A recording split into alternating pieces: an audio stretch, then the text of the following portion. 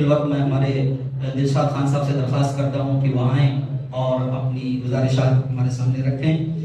इल्म हमारे लिए क्यों ज़रूरी है, तालीम हमारे लिए क्यों ज़रूरी है।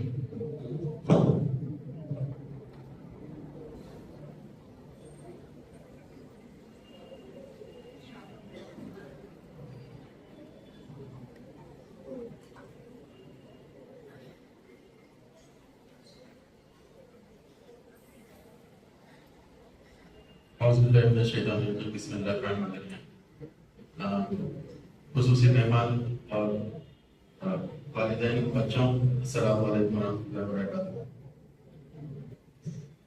मैं सबसे पहले एक दरख्वास्त कर देता हूँ, जो लोग पीछे बैठे आगे आ जाए, पहली बात।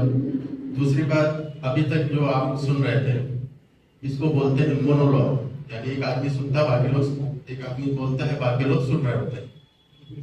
मैं असल में डायलॉग में ज़्यादा पसंद करता हूँ, और मैं इस बात को ज़्यादा पसंद करता हूँ कि लोग सवाल पूछे और फिर मैं कुछ बात कहूँ, क्योंकि उससे ये पता लगता है कि सामने वाला चाहता क्या है। इसके कंपैरिजन में कि मैं जो मैं चाहता हूँ मैं आपको बताऊँ। आगे की सीट तो आ जाए, थोड़ा आगे आ जाए, आगे की सीट को पूरा करें और कोशिश करें कि इंटरेक्टिव रहे। अगर मैं आपसे कुछ सवाल करूं तो आप कुछ रिस्पांस दें। हमें जुड़ के रहना। ये जो भी वक्त आप लेके आए हैं, अगर हम इसको इनएक्टिव होकर गुजार देंगे तो ये थोड़ा कम फायदेमंद होगा। इंटरेक्टिव रहेंगे, हम जुड़े रहेंगे, तो मुझे भी अच्छा रहेगा, आपके लिए भी इंशाल्लाह अच्छा। आगे आ जाए, ये देखो सीट खाली बहुत सारी है, बच्चे आ जाए।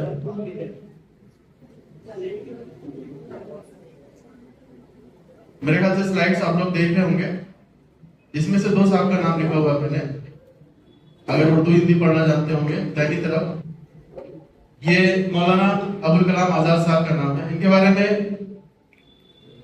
कोई एक बात में बता सकता है कौन थे? पहले वजीरे तालीम थे फ्री इंडिया के, आजाद हिंदुस्तान के पहले वजीर तालीम थे। क्या आप लोग ये भी जानते हैं कि आज मौजूदा दौर में जो एम्स और आईटीज है, इनकी बुनियाद इन्होंने रखी थी। और आईटी और एम्स वो इदारे हैं जो पूरी दुनिया में अपनी पहचान रखते हैं। और आईटी के पढ़े हुए स्टूडेंट्स के बारे में सिर्फ इतना कहना चाहूंगा कि आज पूरी दुनिया में जो सबसे बड़ी कंपनियां हैं, उनके टॉप पोजीशन होल्डर यहां से पढ़ के जाते हैं। और आपको ये भी बता दूं कि यहाँ पे पढ़ाई करने का खर्चा जो होता है एक इंडिविजुअल कभी बर्दाश्त नहीं कर सकता। ये मुमकिन ही नहीं है, सरकार आपको ऑप्शन ही नहीं देती है। ये सरकार के पैसे भी आप पढ़ते हैं, यानी कि हमारे टैक्स के पैसे पढ़ते हैं, यानी कि इन इदारों में जाना हमारा हक है। दूसरे साहब है अम्बेडकर साहब, इनका जो स्टेटमेंट है पढ़ लें। ये कहते हैं कि तालीम आपको दहाड़ना सिखाती है, आप डर छूट जाता है और आप लोगों के सामने बोलना सीख जाते हैं और अपनी बात रखना सीख जाते हैं। इस बंदे की पूरी जिंदगी इस बात की दलील है। इनके बारे में सिर्फ ये जानना चाहूंगा मैं, इस बंदे ने कितनी पीएचडी की थी, कोई बता सकता है? और कहां से की थी? इस बंदे ने कितनी पीएचडी की थी और कहां से की थी? जी कोई बता सकता है? जी फॉरेन से दोनों की थी। कहां से की थी? एक लंदन से की थी, लंदन स्कूल ऑफ इकोनॉमिक्स से। दूसरा यूएस से की थी। इस बंदे ने 2 पीएचडी हासिल की थी और 2 पीएचडी इसको ऑनररी मिली थी, यानी यूनिवर्सिटीज ने इनके काम के ऊपर वापस 2 पीएचडी दी। इस बंदे के पास 4 डिग्री थी पीएचडी की। ये वाहिद बंदा है 7 लोगों की टीम में से अकेला जिसने पूरी कॉन्स्टिट्यूशन को लिखा था। रात भर जगता था, दिन भर लिखता था, रात भर पढ़ता था, और इसको उस वक्त बहुत ज्यादा हाई शुगर और बीपी की प्रॉब्लम थी। अब हम आते हैं, हमने थोड़ा सा आपको क्लिप्स दिया, कुछ लोग जो तालीम के मैदान में, और इनको पता है कि जो शुरुआती जिंदगी थी वो कितनी टफ थी। एक दलित परिवार से थे, और एक दलित परिवार में होना ही अपने आप में हिंदुस्तान के अंदर कितनी बुरी बात है हम लोग जानते हैं। हम लोग इसको महसूस नहीं कर सकते क्योंकि हमने कभी वो चीज देखी नहीं, लेकिन अगर हम कोशिश करें गांव के इलाकों में कभी जाना हो तो आपको फील कर लेंगे। अगली बात जो हम कहना चाह रहे हैं आपसे वो है मकसद के ऊपर। तो अभी सर ने बहुत सारे एग्जांपल दिए जिसमें मकसद डायरेक्टली इनडायरेक्टली आ रहा था। हम आपसे ये जानना चाह रहे हैं कि अगर हमने अपनी जिंदगी में कोई मकसद तय नहीं किया तो हम जिंदगी में क्या कर रहे होंगे, और अगर हमने अपनी जिंदगी में एक मकसद तय कर लिया तो हम जिंदगी में क्या कर रहे होंगे।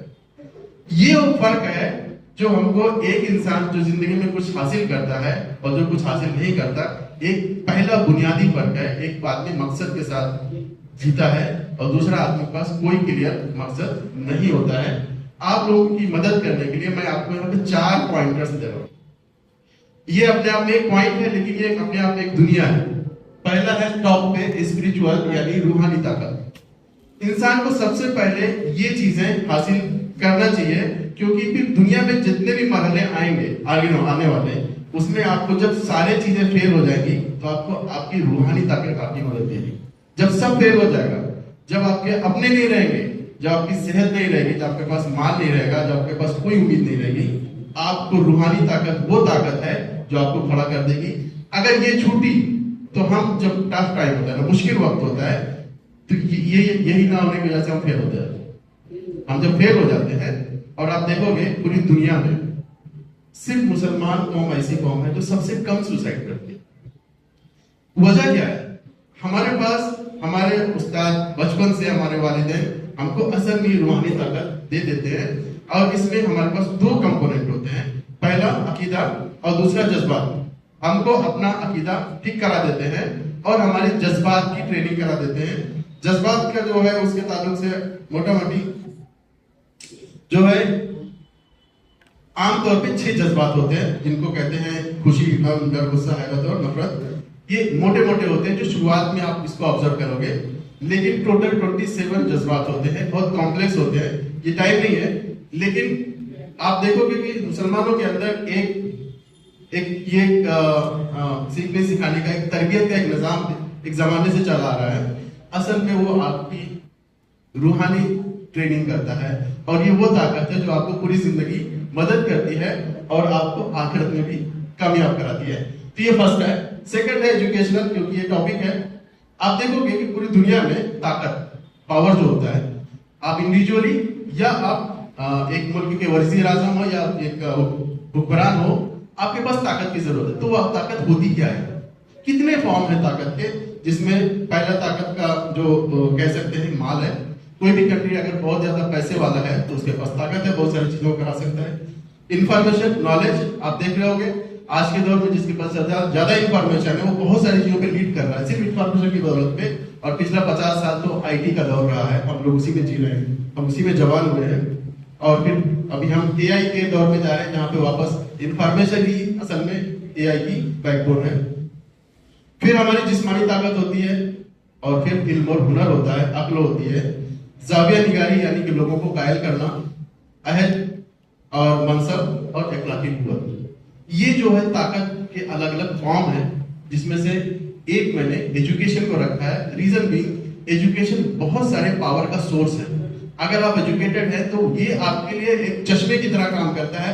आप बिजनेसमैन भी हो सकते हो, आप बहुत बड़े ओरेटर हो सकते हो, बातचीत कर सकते हो, आप किसी एक चीज का हुनर हासिल करके पूरी दुनिया में जो अपना नाम हासिल कर सकते हो, वो आपके लिए इनकम का भी सोर्स बन जाता है। आपके लिए जो है दुनिया में नाम और इज्जत और शोहरत तमाम चीजों का सोर्स बनता है। यानी कि वो एजुकेशन है जो सबके लिए लगभग एक सोर्स का काम करती है, और स्पिरिचुअलिटी भी बिना एजुकेशन के नहीं होती है। यानी कि सेंटर जो है वो क्या है? एजुकेशन है। और मैं आप लोगों को एक सोच देना चाह रहा हूं। जब हम अपनी जिंदगी का फ्यूचर के बारे में सोचते हैं, सारे बच्चे सोचते हैं, अपने आप का हर किसी का एक आइडियल होता है, हर किसी को एक चीज अट्रैक्ट करती है, खींचती है अपनी तरफ। आप देखो कि उसके सेंटर में एजुकेशन है कि नहीं है। अगर वो एजुकेशन नहीं है तो आपकी सोच को आप फिक्स करो, आपका सेंटर थॉट एजुकेशन होना चाहिए, और उसके अराउंड आप सारी चीजें प्लान करो। मेरा यहाँ पे एजुकेशन जो मकसद है वो ये है कि आप अपनी पसंद का एक एजुकेशनल फील्ड ऐसा तय करो जिसमें आप वर्ल्ड क्लास हो। आपने सही सुना, मैं इंडिया क्लास की बात नहीं कर रहा हूं, मैं मुंबई क्लास की बात नहीं कर रहा हूं, मैं वर्ल्ड क्लास की बात कर रहा हूं कि वो इल्म जो है वो दुनिया में आप टॉप लेवल पे हो, दुनिया के लोग आपको जानते हो, और आप जो है टॉप लेवल के लोगों को आप जानते हो। वर्ल्ड क्लास होना है हर किसी के लिए। अभी हम देखेंगे कि बहुत सारे लोग कहेंगे यार मेरी उम्र तो ज्यादा हो गई तो मैं क्या करूं, उसमें हम आएंगे कि हम अगर लेट हो गए तब भी हम लेट नहीं, अभी ऑप्शन बचे हुए हैं। ये है एजुकेशन का, जिससे मैं चाहता हूं कि अपने मकसद को, सेकंड मकसद को आप एजुकेशन की तरफ फोकस करें, और उसका मैंने टारगेट आपको सेट करके दिया वर्ल्ड क्लास, उसके नीचे मैं बात नहीं कर रहा। अब आप सोचेंगे ये थोड़ा नई चीज है, हम लोग तो अपने रोजाना की चीजों में, आसपास की चीजों में इतना मसरूफ है, अभी वर्ल्ड क्लास सोचने के लिए किसके पास टाइम है? तो आपको पता होना चाहिए ये वर्ल्ड क्लास, वर्ल्ड ऑर्डर पूरी दुनिया में फैल जाएगा। ये अल्फाज सबसे पहले अल्लाह के रसूल सल्लल्लाहु अलैहि वसल्लम ने इस्तेमाल किए थे उस टाइम पे जो बहुत टफ टाइम था। तो अपने टफ टाइम को सामने न रखें, बल्कि विजन को बड़ा रखें। आप देखेंगे कि आपका बड़ा विजन आपको बहुत आगे ले जाता है। थर्ड नंबर पे हम बात कर रहे हैं फाइनेंशियल स्ट्रेंथ की। ये हमारे दीन का जो 5 पिलर है, 5 जो चीजें हैं जिनके ऊपर हमारा दीन की बुनियाद है, उसमें से एक जो है उसका ताल्लुक फाइनेंस से है। और यहाँ पे हर आदमी का अपना तरीका सोचने का कि भाई कितना पैसा होना चाहिए, कितना पैसा सफिशिएंट है। तो उसके लिए दीन इस्लाम में बहुत ही क्लियर गाइडलाइंस है कि आपको साहिब निसाब होना चाहिए, यानी कि आप ज़कात देने वाले होना चाहिए। और आपको एक और बात बता दूं, शायद आप लोगों के लिए थोड़ा सा नहीं हो, वो ये है कि दीन इस्लाम ने समाज में बंटवारा नहीं किया है। यहाँ पे किसी भी बेस पे कोई बंटवारा नहीं है, ना पैदाइश के, कहाँ पैदा हुए, किस घर में पैदा हुए, आप कौन सा कलर है, आप किस खानदान से है, इसमें कोई भेदभाव नहीं है। सब बराबर इस्लाम की नजर में, सिवाय माल के। माल की बुनियाद पे समाज को 4 हिस्सों में इस्लाम ने बांट दिया है और कहा है कि सबसे अच्छा हिस्सा जो पसंदीदा है वो गरीब लोगों का, मालदार लोगों का है। उसके बाद गरीब है, उसके बाद फकीर है, मिस्कीन है, उसके बाद लास्ट में फकीर है। इसी बेसिस पे हमको समाज की खिदमत जो माली एतबार से की जाती है, ये डिवीजन किया गया है कि कौन लोग किसकी मदद करेंगे, ये क्लियरली डिफाइंड है। और हमको चाहा जा रहा है हम किस वाले में हो, किस वाले में होना चाहिए हमको? मालदार होना चाहिए। अब सवाल ये है कि मालदार कौन है? तो एक छोटा सा मिसाल मैं देता हूं। मैं मुंबई में रहने वाले, अगर आप रहते हो तो आपकी पर हेड इनकम, एक पर्सन की, पर फैमिली नहीं, पर हेड इनकम आपकी मिनिमम 70,000 रुपया अगर होती है तो आप मालदार की कैटेगरी में आते हो। 70,000 से ऊपर अगर आप 40,000 और 70,000 के बीच में कमाते हो तो आप गरीब हो।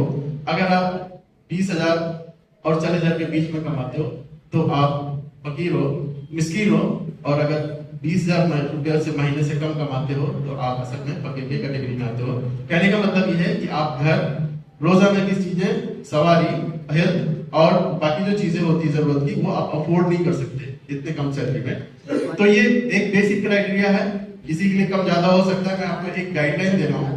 और दूसरा बात, मेरी बात को सपोर्ट करने के लिए मैं एक स्टेटमेंट और बोलूंगा, चेक कर लेना कि लास्ट वाला जो हमारा फाइनेंस आया था उसमें फाइनेंस मिनिस्टर ने कहा था कि अगर किसी इंसान की एक महीने की, सॉरी एक साल की, एक महीने की इनकम, यानी कि साल के 12 महीने की इनकम 12 लाख और एक महीने की इनकम 1 लाख होती है, तो उस इंसान को इनकम टैक्स देने की जरूरत नहीं है।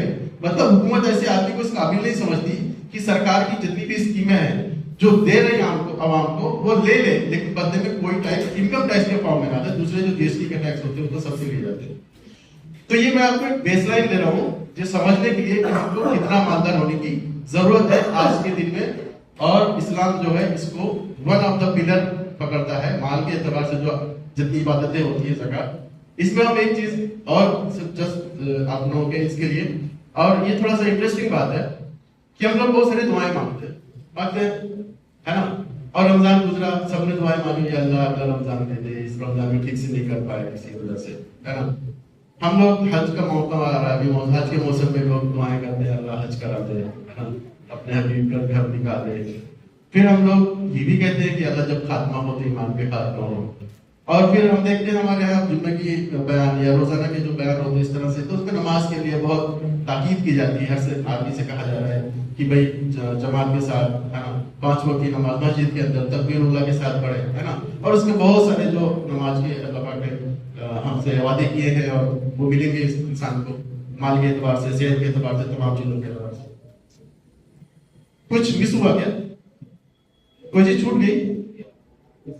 क्या छूट गया? कौन सी दुआ छूट गई? हमने ये मांगना भूल गए कि अल्लाह मैं ज़कात अदा करूं, क्योंकि ज़कात अदा करना भी इबादत है और वो इबादत मुझसे छूट रही है। और उस इबादत में बढ़ोतरी भी होना चाहिए। अगर हम फर्ज पढ़ रहे हैं तो हम सुन्नत और नफिल की बात कर रहे हैं। और अगर हम ये आज इस साल हमने 10,000 रुपए ज़कात दिया तो हम अल्लाह से दुआ करें अल्लाह अगले साल मैं 1 लाख ज़कात दूं। ये दुआ हम क्यों मिस कर गए? आपको मालूम है अगर ये मेरी दुआ कबूल हो गई, कौन सी? आप सब लोग इंशाल्लाह दुआ करो, या अल्लाह अगले रमजान में, मैं रमजान में ज़कात अदा करता हूँ, या अल्लाह अगले रमजान में मेरी 1 लाख रुपए ज़कात अदा हो, या अल्लाह तू ऐसे फैसले कर दे। आपको मालूम है इसका मतलब क्या होता है? इसका मतलब क्या होता है? कोई बता सकता है इसका मतलब क्या है?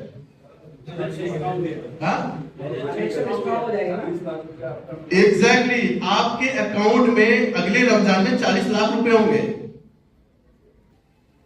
आपके अकाउंट में अगले रमजान में 40 लाख रुपए कैश होंगे, या 40 रुपए मालियत का जो भी चीज होती है ज़कात के उसमें आती है वो आपके पास होगी। इतनी शानदार दुआ हम मिस कैसे कर रहे हैं? अल्लाह ही बता जाने, मैं नहीं जानता। तो आखिरी इस पे आते हैं सोशल। ये एक अजीब चीज है। मैंने जितनी बड़ी कंपनियों को देखा है वो सारी कंपनियां, सब लोगों के पास एक CSR फंड होता है, कारपोरेट सोशल रिस्पॉन्सिबिलिटी, यानी ऐसे लोगों को मदद करो तालीम में, हेल्थ में, घर बनाने में, तरह तरह की चीजों में, जो अंडर प्रिविलेज है, यानी कि जो गरीब लोग हैं, जो किसी वजह से वो समाज में पीछे है माली एतबार से, दूसरे एतबार से। और मैंने ये चीज देखा कि जो क्रिश्चियन लोग होते हैं, ईसाई लोग, इस चीज में बड़ा यकीन करते हैं। और एक किताब पढ़ते हुए उसने लिखा था कि अगर आप सारी चीजों का प्लान करो और आपने समाज की खिदमत करने का प्लान नहीं किया, आप जिंदगी में सक्सेसफुल हो ही नहीं सकते। ये उनका अकीदा है। और हमारे लिए तो खिदमत जो है वो क्या है? खिदमत से सीधा खुदा मिलता है। हमारे यहाँ जो खिदमत का कंसेप्ट है ना, उतने हाई लेवल का कंसेप्ट किसी के पास है ही नहीं। ठीक है, तो आपको अल्लाह पाक ने स्पिरिचुअली स्ट्रॉन्ग किया, एजुकेशनली स्ट्रॉन्ग किया, आपको फाइनेंशियली स्ट्रॉन्ग किया। अब इन चीजों को लेकर आप अपने समाज को रिटर्न करें। आप देखोगे कि दुनिया में सबसे ज्यादा खुशी उस वक्त आपको मिलती है जिस टाइम पे आप रिटर्न कर रहे होते हो, ना कि हासिल कर रहे होते हो। इसका अलग ही मजा है। अभी हमारे पास 10 मिनट है ना, तो कोशिश करते हैं कवर करने की जितना भी कर पाए। तो अभी क्या करें? ये एक फार्मूला है, अच्छे से याद करते हैं। GAP, gap. गैप माने गैप, क्लियर है ना? खाली जगह। हम अपनी जिंदगी को प्रायोरिटाइज कैसे करें? कैसे ये पता करें कि मुझे क्या करना चाहिए, क्या नहीं करना चाहिए? अभी मैं क्या करूं? पहला है गोल। जैसे मैंने बताया कि 4 गोल सेट किया आपने, अपने लिए 3, एक समाज के लिए, पूरा कवर हो गया। आप देखो आप कहां स्टैंड करते हो, इसके बारे में आपको ढंग से नॉलेज की जरूरत पड़ेगी। अपने गोल को अच्छे से क्लियरली डिफाइन करो, लोगों की मदद करो, आप अपना गोल सेट करो, ये पता लगे कि मुझे ये हासिल करना है। आज के डेट में आप क्या क्या कर रहे हो? बहुत सारी चीज आप कर रहे होंगे, जरूरी नहीं आप कुछ नहीं कर रहे हो, बहुत सारी चीज आदमी कर रहा होता है, वो माइनस कर दो, जो बचा वो आपको करना है। ये बहुत सिंपल A-B=C फार्मूला है, जिसको आप GAP के हिसाब से गोल माइनस अचीव प्रायोरिटी, इसको समझ सकते हैं। इसको आप रोजाना के एतबार से सुबह होते ही जब आप रहते हैं ना, आज मैं क्या करूंगा, ये फार्मूला आपको मदद करेगा समझने में कि आपको आज क्या करना है। मैं 20 साल का हो गया, अगले साल क्या करना है, मैं 40 साल का हो गया, मुझे अब क्या करना है, मैं 60 साल का हो गया। ये आपको हमेशा मदद करेगा। क्या मेरा गोल है, मैंने क्या कर लिया, जो बचा है वो मुझे करना है। तो ये एक फार्मूला मैं आपको दे रहा हूँ स्टूडेंट्स के लिए, पढ़ाई करने के टाइम पे, आदमी के लिए, पूरी जिंदगी के लिए, दुनिया के लिए, आखिरत के लिए। सिंगल फार्मूला आपको इंशाल्लाह हमेशा मदद करेगा। GAP, gap. गैप मतलब खाली जगह। ये हदीस हमने सुनी है ना, और इसके साथ में हमने वाकया भी सुना बदर का, जंगियों का, जंगी कैदियों का, और फिर उसमें फिदिया का 1000 दिरहम से लेकर 4000 दिरहम तक हमने सुना। आपको थोड़ा सा मैं कैलकुलेशन बताता हूँ। आज के डेट में 1000 दिरहम एक्चुअली कितना होता है?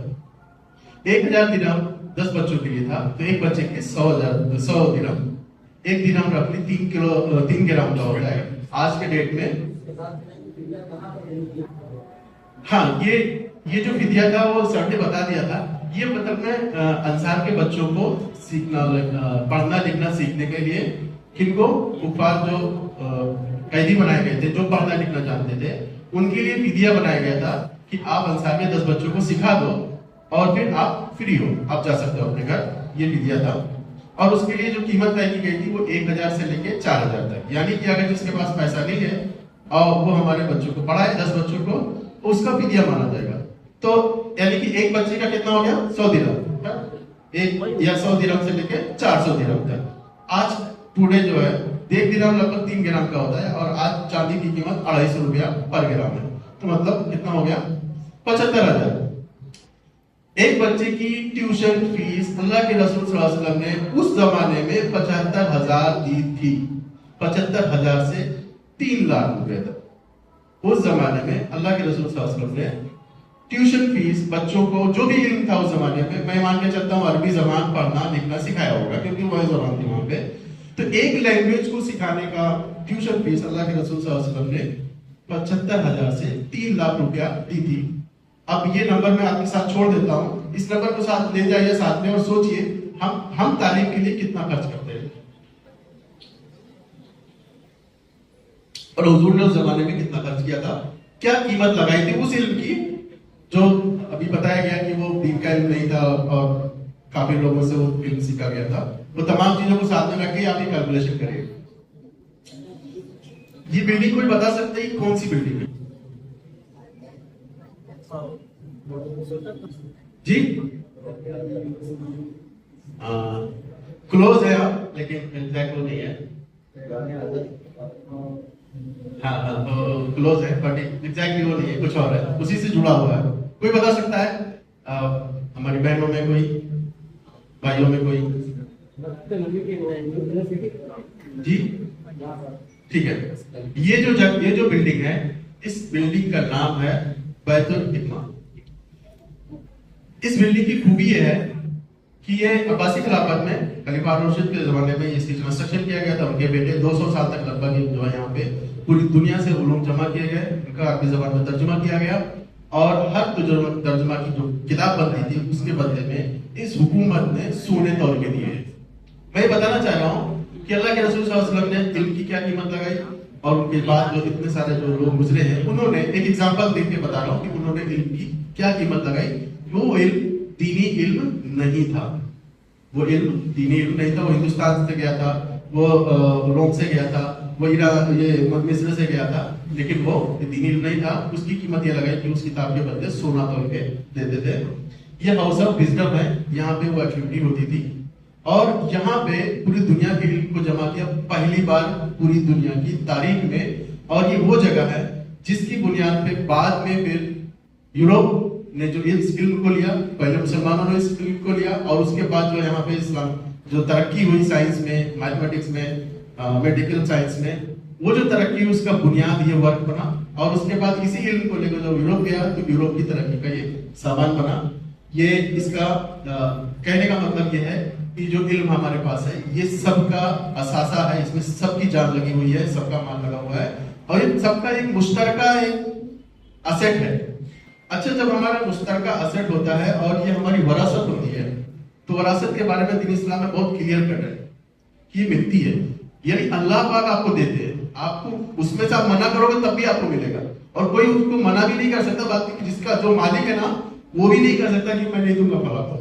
आप समझते हैं वरासत में ये इतना पावरफुल मैसेज है। ये कहता है कि आपको तालीम हासिल करनी ही करनी है और पूरी दुनिया में आज तक कम से कम अल्लाह का शुक्र है कि कोई भी इल्म की चीज आपसे छुपी हुई नहीं है और कोई भी चीज आपकी रीच से बाहर नहीं है, चाहे आप आदमी हो या औरत हो।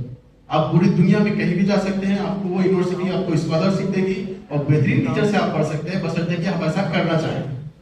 तो कहने का मतलब ये है कि पढ़ना ना पढ़ना ये हमारे लिए ऑप्शन है ही नहीं। ये ऑप्शन हमने लिया है, हमने गलत किया है। असल में ये वैसे ही जैसे बाप की विरासत को ना लेना और उसके बाद जिंदगी में स्ट्रगल करना, परेशान होना, ये वैसे ही है। हमने हमारे माँ बाप दादा की विरासत को छोड़ दिया और फिर लाइफ में स्ट्रगल कर रहे हैं। ये पूरी इंसानियत की मुश्तरका विरासत है। कोई नहीं कह सकता कि ये इल्म मेरा है, ये इल्म तेरा है, सबका है। इस तस्वीर के बारे में बता सकते हैं? ये बिल्डिंग जो है ये जामिया अल अजहर है और ये 9वीं शताब्दी में इसका कंस्ट्रक्शन किया गया था।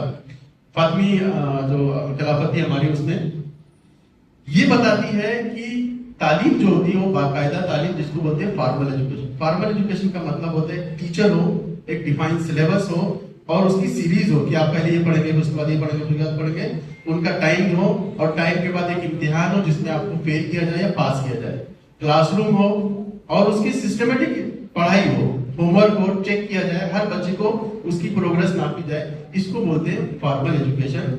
और ये फॉर्मल एजुकेशन का तरीका अल्लाह के रसूल सल्लल्लाहु अलैहि वसल्लम ने मस्जिद नबी में स्टार्ट किया था। उसके बाद मुसलमानों ने पूरी दुनिया को ये एजुकेशन का तरीका इंट्रोड्यूस किया और ये हमारी वन ऑफ द एट्रोसिटीज है जो मैं एग्जांपल के तौर पे आपको बताना चाह रहा हूँ कि फॉर्मल एजुकेशन हमने शुरू किया था पूरी दुनिया में और वही फॉर्मल एजुकेशन हमारे समाज में अभी मर रहा है। हम उस फॉर्मल एजुकेशन को उस स्पिरिट के साथ नहीं यूज कर पा रहे हैं जिस स्पिरिट के साथ यूज करके हमने दुनिया के तमाम लोगों को जमा किया था और उसको उसके ऊपर हम एक्सपर्ट हुए थे और दुनिया को वो चीज दी जो दुनिया के पास पहले से नहीं थी। तो हम ये जो है फॉर्मल एजुकेशन को हम अगर आज भी ठीक से पकड़े और हमारे जो पढ़ाई है उसको ठीक से करें तो हर बच्चा जो है अपने आप में इतनी ताकत महसूस करेगा, जैसे मैंने कहा कि तालीम को अपनी जिंदगी का सेंटर बनाएगा और ये कहेगा कि मैं तालीम के बूते पर दुनिया में कुछ कमाल कर सकता हूं, मुझे और किसी चीज की जरूरत नहीं है। अच्छा, ये जो जरूरत है ये क्यों है, बाकायदा तालीम क्यों हमें जरूरी है? आज के डेट में हम लोग बहुत सारी चीजों के प्रॉब्लम देख रहे हैं, कैंसर की बीमारी है ना, हम सामने तस्वीर लगी हुई सोलर पैनल है, यानी कि अगर आपके घर में पावर ना हो तो सूरज की एनर्जी से आपको पावर मिल सकता है। तो ऐसी बहुत सारी चीजें आप देखोगे जो दुनिया में कभी नहीं थी और वो इंसानों ने इजाद की और आपको दे दिया। आपको लगता है कि अगर हम ऐसे ही पढ़ाई करें जैसे हम पढ़ रहे हैं तो हम इस तरह की इजादात कर सकते हैं या दुनिया की जो प्रॉब्लम इस लेवल की उसको सॉल्व कर सकते हैं। ये जो हम लोग नई नई चीजें बनाते हैं जो दुनिया के वर्ल्ड लेवल की प्रॉब्लम को सॉल्व करते हैं, उसके लिए हमारी बाकायदा तालीम होना मस्त है। हम इन फॉर्मल तालीम से वो चीज हासिल नहीं कर सकते। तो इंशाअल्लाह ताला अभी इसमें हम लोग ब्रेक करते हैं, नमाज के बाद फिर बाबर जोड़ेंगे, जो बाकी बात रहेगी उस पर बात करेंगे और इंशाअल्लाह आपके सवाल करेंगे। जज़ाकल्लाह।